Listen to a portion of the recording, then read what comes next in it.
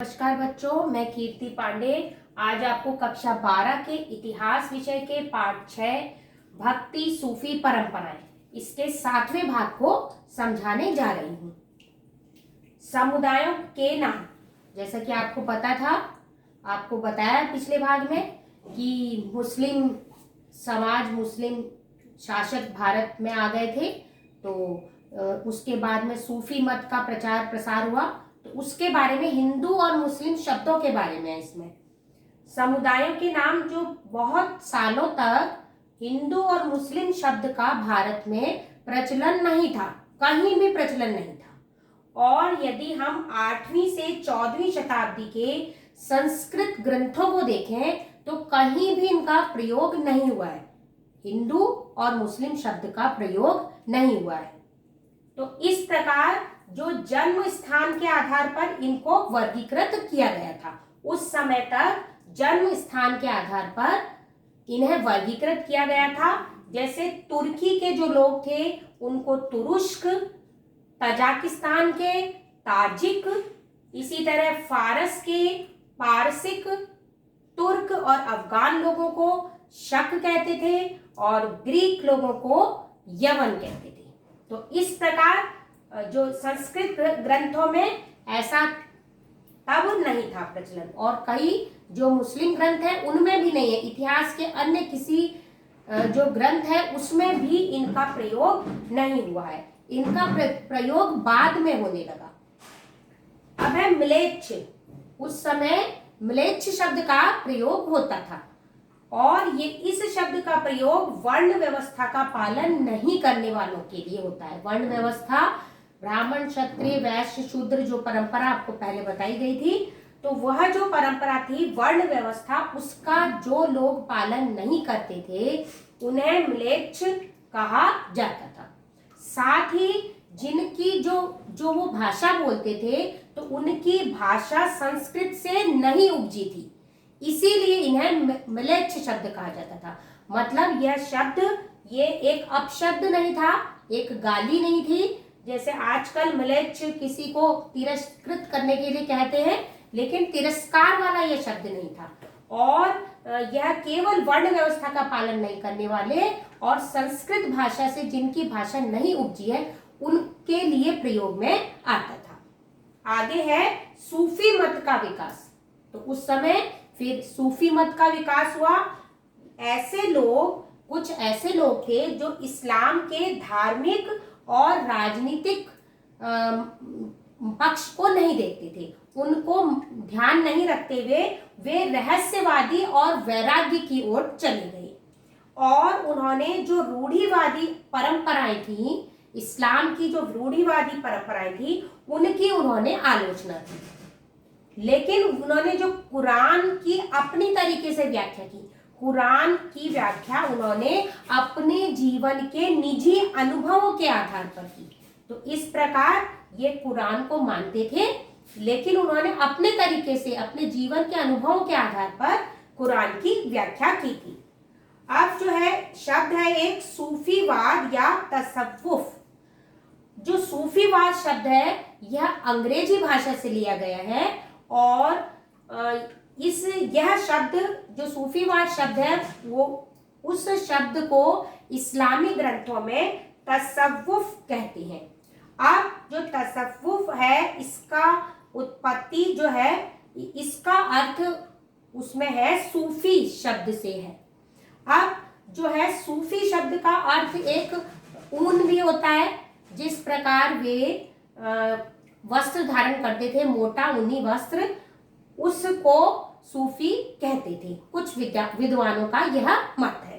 कुछ का मत है कि यह सफा शब्द से उत्पन्न हुआ है, जिसका अर्थ है साफ, और जबकि कुछ का मानना है कि जो सफा शब्द है इसका अर्थ है जो मस्जिद थी उसके बाहर जो चबूतरा होता था, जिसमें धार्मिक मंत्रणा होती थी, लोग आपस में मिलते थे, बैठते थे और धार्मिक बातचीत करते थे, उस चबूतरे से इसका नाम सफा उससे पड़ा है। तो इस प्रकार विभिन्न विद्वानों के विभिन्न मत हैं। अब है सूफी खानकाह। ऐसा हुआ कि 11वीं शताब्दी में सूफी खानकाह जो है एक सूफी संगठन बना, संगठित समुदाय बना, जिसे खानकाह कहा गया। 11वीं शताब्दी में सूफी संगठित समुदाय बन गया और यह खानकाह कहलाए जाने लगा। अब इसमें क्या था, इसका जो प्रमुख व्यक्ति था वो था शेख, पीर या मुर्शीद, इनमें से कुछ भी इन्हें कह देते थे। मतलब जो उन पर नियंत्रण रखता था, खानकाह पर जो नियंत्रण रखता था, खानकाह जो समुदाय था उस पर जो नियंत्रण रखता था, उसे या तो शेख कहते थे या पीर या उसे मुर्शीद कहकर पुकारा जाता था। अब ये लोग क्या करते थे, ये लोग खानकाह में अपने अनुयायियों मतलब मुरीदों की भर्ती करते थे और अपने वारिसों मतलब खलीफा की नियुक्ति करते थे। मतलब यदि उनकी मृत्यु हो जाए तो उसके बाद इस खानकाह को कौन देखेगा, तो उसकी नियुक्ति करते थे, अपने वारिस मतलब खलीफा की नियुक्ति करते थे। वे आध्यात्मिक व्यवहार के नियम निर्धारित करते थे। जो खानकाह में जो लोग थे उनके आध्यात्मिक व्यवहार के जो नियम होते थे उन्हें वे निर्धारित करते थे और वे खानकाह के संबंध, खानकाह में जो लोग रहते थे उनके आपस के जो संबंध है उन्हें भी निर्धारित करते थे। ये रिश्तों की सीमा निर्धारित करते थे। मतलब जो जन सामान्य से किस तरह बातचीत करनी है, किस तरह व्यवहार करना है, इसकी भी सीमा निर्धारित करते थे कि किस किस हद तक आप लोग उनसे बात कर सकते हो। तो दूसरे लोग जब खानकाह में आते थे तो उनसे आप किस प्रकार सीमा बना के रखोगे, तो उनसे रिश्तों की सीमा भी निर्धारित करते थे। आगे चलते हैं बच्चों। सूफी सिलसिला, सिलसिला का मतलब है जंजीर। ये जो है शेख और मुरीद, शेख और मुरीद के रिश्तों की एक बात है, रिश्तों के बारे में इसमें बताया गया है। शेख जो था वो कहते हैं कि मोहम्मद साहब ईश्वर से उसकी आत्मा का संबंध था, और जो है शेख के बाद फिर मुरीद था, उसका अनुयायी था। तो जो शेख था वो अपनी जो ईश्वर ने उन्हें बताया, उनकी आत्मा में उन्होंने ग्रहण किया, उसे वह अपने मुरीद को देने की कोशिश करता था। तो यह सिलसिला बना हुआ था, ईश्वर फिर शेख और फिर मुरीद, तो इसीलिए इसे सिलसिला मतलब जंजीर कहते थे। अब है आगे खानकाह के बाहर। अब खानकाह के बाहर कुछ लोग थे जो कि बच्चों पहले जो है कुछ इसका रह गया, सूफी सिलसिला के बारे में हम देख लेते हैं। सूफी सिलसिला जो मैंने अभी बताया आपको, जंजीर कहते हैं इसे, जिसका सिलसिला का अर्थ है जंजीर, जो कि शेख ईश्वर की जो बातें हैं वो शेख जानता है और वही बातें वह जो है अपने मुरीद को बताता है। तो इसी के बारे में मैं बता रही हूँ, अभी सूफी सिलसिला ही चल रहा है। इसके अंतर्गत क्या था कि वे जो थे शेख दीक्षा दिया करते थे, इसके लिए एक विशिष्ट अनुष्ठान होता था। अब जो है ये दीक्षा होती थी, उसमें जो मुरीद होते थे, उनके अनुयायी होते थे, उनको कुछ वचन देने होते थे, है ना। क्या वचन देने थे कि भाई हम उनके प्रति निष्ठावान रहेंगे। किसके प्रति? शेख के प्रति, जिन्होंने उन्हें दीक्षा दी है उसके प्रति वे निष्ठावान रहेंगे। उन्हें अपना सिर मुंडवाना पड़ता था, और तीसरा उन्हें थेगड़ी वाले वस्त्र पहनने होते थे। तो ये मोटे वस्त्र होते थे, थेगड़ी वाले, वो उन्हें पहनने पड़ते थे।